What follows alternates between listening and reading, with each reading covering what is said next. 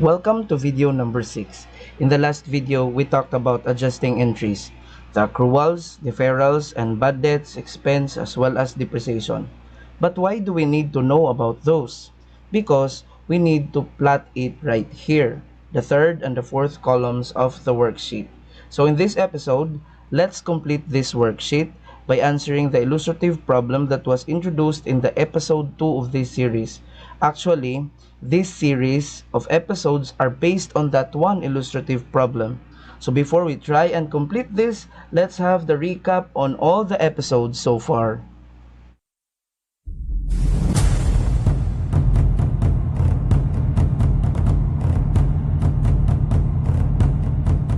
Before we do this, please see all previous episodes first to maximize learning. Don't worry, because the episodes for this series are not lengthy. And remember this, for example, if you start at episode 1, at the end of the video, there will be a suggested video that will lead you directly to the next episode. So go and check it out. The links are on the description below. Now let's recap. On episode 1, we answered the question, what is accounting and what do accountants do? On episode 2, I introduced this illustrative problem, which will be used for this whole series. On episode 3, this first set of transactions have been journalized, and these are the journal entries, while this set of transactions have been ignored or was not yet tackled. On episode 4, these journal entries have been posted to the T accounts or the ledger, and it became like this. Also, on the same episode, the totals of this ledger or T accounts were organized in order to form the unadjusted trial balance, and this is the unadjusted trial balance. In this current episode, again, we need to fill up this third and fourth columns of the worksheet, and to do that, we need to consider the set that has been ignored again in episodes 3 and 4. These are the set of transactions. The first set of transactions was not ignored, that is why there are journal entries pertaining to this one already. So let's start with adjustment number 1, which states that rent for 2 months has already been used. So this is directly related to transaction C, where our company paid in advance for 5 months rent. That is why the initial entry is debit prepaid rent, which is 3,000 per month times 5 months, which is 15,000, and credit cash of 15,000. Since 2 months has already been used according to this, then the rent expense of 6,000 must be debited, and of course, we have to credit the prepaid rent also of 6,000. And as you can see, the company used the asset method since the advance payment was recognized initially as an asset. So naturally, on the year end, the adjustment focuses on the expired portion of the deferred asset. But what if the company used expense method? So if that's the case, the initial recognition will be rent expense 15,000 and credit cash 15,000, even if the benefit has not yet been consumed. However, as an adjustment, remember, only 2 months rent or 6,000 was actually consumed. So you need to deduct 9,000 from the rent expense. So we have to credit rent expense for 9,000 and debit prepaid rent for establishment of the unused portion. Number 2 adjustment is related to letter D, where the company purchased supplies of 20,000 partially on account. That is why the entry is debit supplies 20,000 and credit cash 10,000 for the down payment and payable 10,000. But in this, it is said that the remaining supplies is 3,500. So that means 16,500 worth of supplies was used. So at the year end, we need to debit supplies expense of 16,500 and credit supplies 16,500. But then again, in the last video, or episode 5 for adjustments, I emphasized that supplies is also a deferred asset, so it can also be accounted for using either asset method or expense method. What we did here is what do we call as the asset method. But if we use the expense method, the initial entry of course will become, instead of supplies expense of 20,000 and then credit the same cash 10,000 and accounts payable of 10,000. Now, in the year end, we are going to establish that only supplies of 16,500 was used. So the supplies expense should be credited by 3,500 to reflect the actually used of 16,500. And of course, we are going to establish the unused. So we're going to debit supplies worth 3,500. Adjustment 3 is related to transaction E here above, where office equipment was purchased for 30,000, which is why the entry is office equipment debit 30,000 and credit cash 30,000. And according to this number 3, the office equipment has a life of 5 years and a salvage value of 500. And as you can see, this equipment has already been used for 2 months. That is from November 1, 20x2 and December 31, 20x2. So that's 2 months. So which is why at the adjusting entry, we need to debit depreciation expense and accumulated depreciation office equipment as the credit. But the question is, how are we going to compute for the amount? So I have already discussed this in episode number 2, which is if you wanted to compute for the depreciation using the straight line method, you need to start with the cost. And the cost here is 30,000. After that, you need to deduct the salvage value. So we have 500. So the depreciable amount related to this problem is 29,500. After that, you need to divide it by the years of useful life, which is 5 years. So we're going to get the depreciation per year of 6,000. But since the office equipment has only been used for 2 months, you are going to multiply that with a fraction, which is 2 months over 12 months, and there you go, you're gonna get the amount 983.33, the depreciation expense for 2 months. You need to use that in this entry. So debit depreciation expense 983.33 and credit accumulated depreciation office equipment of the same amount. Number 4 and number 5 is not related to any transaction here, so let's consider them separately. So number 4 is an example of an accrued expense. So in here you have unpaid salaries of 3,000. The adjusting entry is simply debit salaries expense of 3,000 and credit salaries payable of 3,000. While number 5 is an example of accrued revenues, which the adjusting entry is just debit receivable and credit revenues. And in this case, since you billed customers for services for 5,000, so you just need to debit accounts receivable of 5,000 and then credit service revenues of 5,000. And the last number, the number 6, is directly related to transaction H, which is a deferred revenue because the customer paid in advance 80,000 for 5 months. So that means your services are worth 16,000 per month. In the date of the payment, which is December 1, the entry is debit cash 80,000 and credit unearned service revenues of 80,000. Unearned service revenue is a liability account. And why did we do that? Because if you are considering the deferred revenues and the problem is silent, the liability method will be used.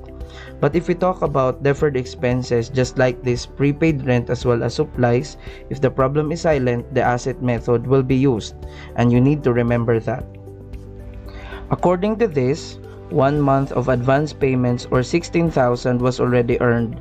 So unearned service revenues at the year end should be debited to reduce the account because again 16,000 was already earned, and of course service revenues account should be credited. But if we use the revenue method, we're still going to debit cash 80,000 but credit instead the unearned service revenue. We're going to credit the service revenues of 80,000. And on the adjustments, we should focus on the unearned portion, which is 4 out of 5 months, or in money terms 64,000, or 4 months times 16,000 per month. So you need to debit service revenues of 64,000 and credit unearned service revenues of 64,000. So that's it for adjustments. But what entries do we need to put in the worksheet? So we have this number 1, and then number 2, number 3, number 4, number 5, and number 6. So why is that again? Because we adopted on the deferrals, both on the deferred expenses and deferred revenue, the adjusting entries for the liability and asset method, because our illustrative problem is silent on the treatment of such deferrals. Now, let's complete the worksheet.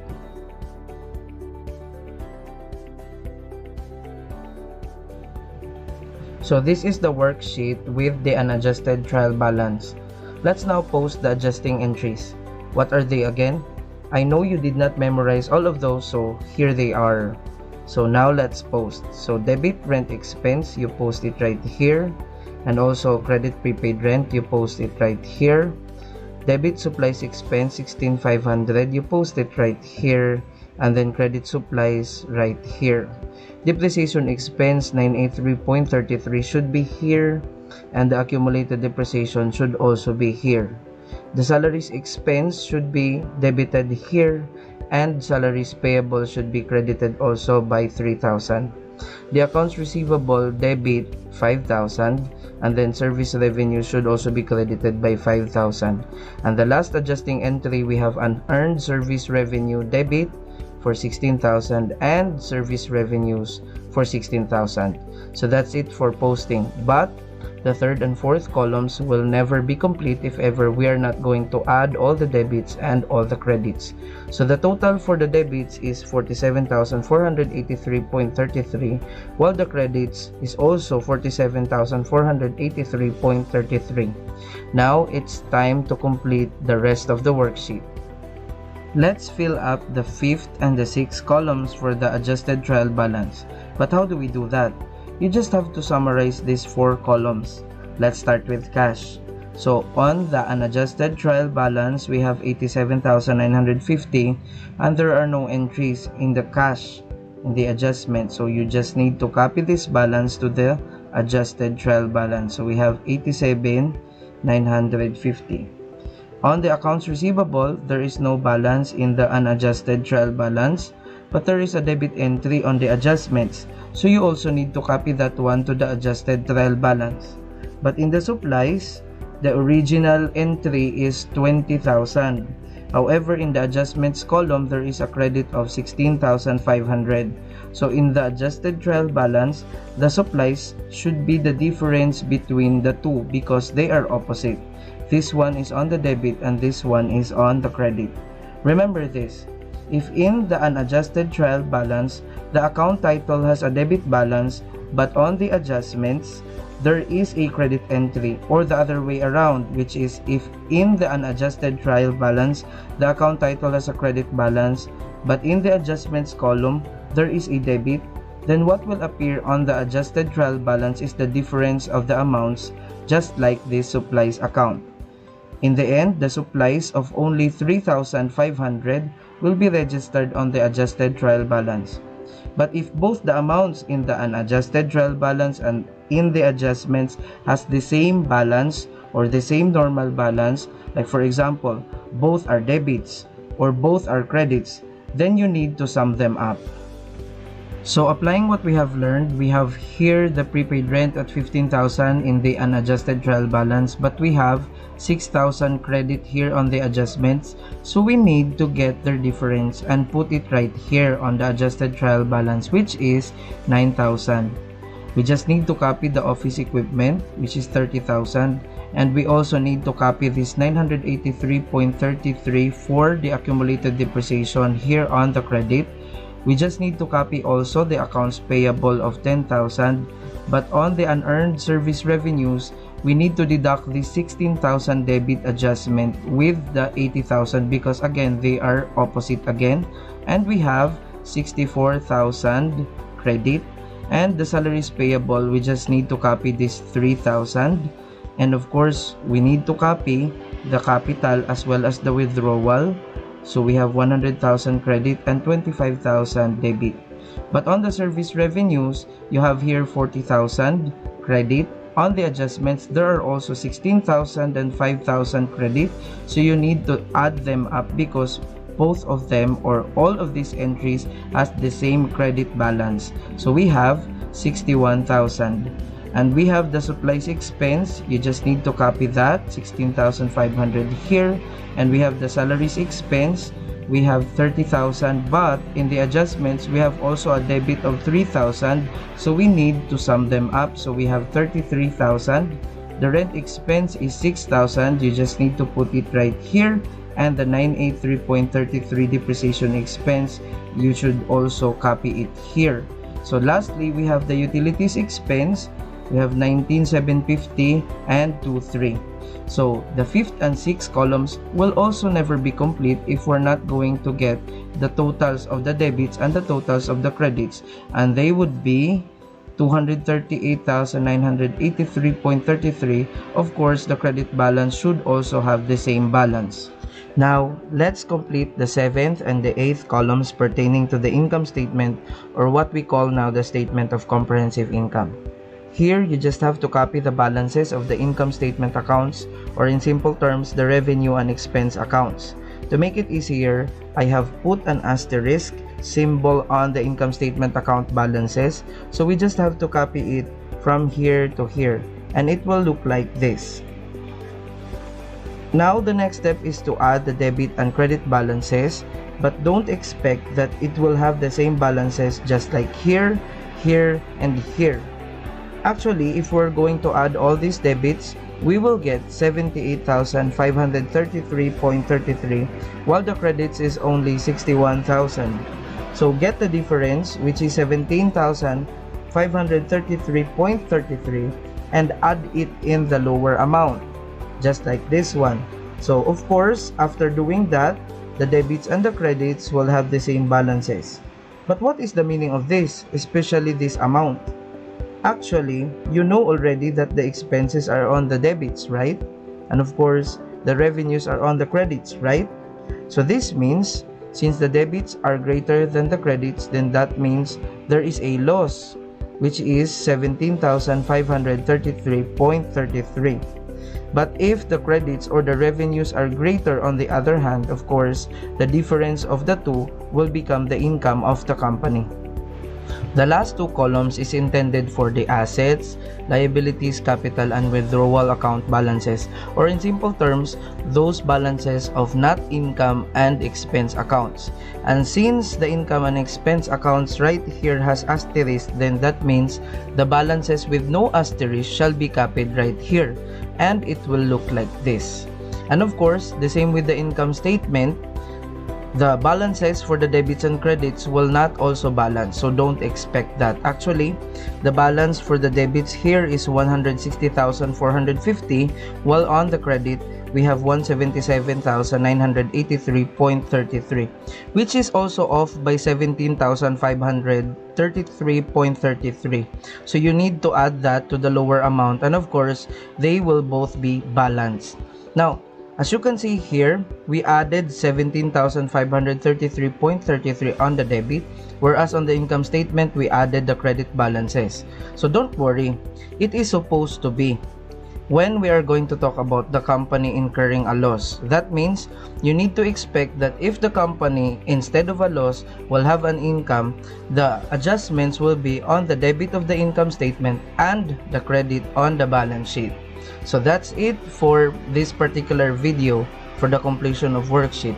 If it helped, please do subscribe and hit the notification bell to be updated on my next videos. Thank you for watching.